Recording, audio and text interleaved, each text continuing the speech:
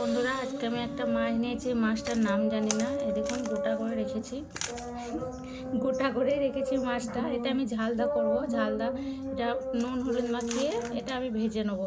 আর এখানে দেখো সর্ষে নিয়েছি, আদা নিয়েছি, লঙ্কা, জিরে, এগুলো বেটে নেবো মিক্সিতে। তেলটা আমার গরম হয়ে গেছে। তেলটা গরম হয়েছে, মাছগুলো দিয়ে দেবো। 5 ফোড়ন, তেজপাতা, একটা শুকনো লঙ্কা দিয়ে দিলাম। ধনে পাতা, টমেটো কুচি, হলুদ গুঁড়ো, লবণ, মাছের মিট মশলা দেবো, একটু লঙ্কার গুঁড়ো দেবো। ভাজা হয়ে গেছে, মশলাটা দেবো।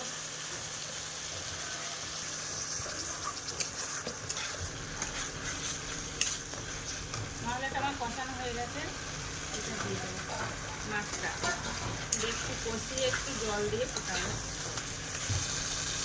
একটু জল দেবো, বেশি দেবো না, খুব দেবো মাছটা।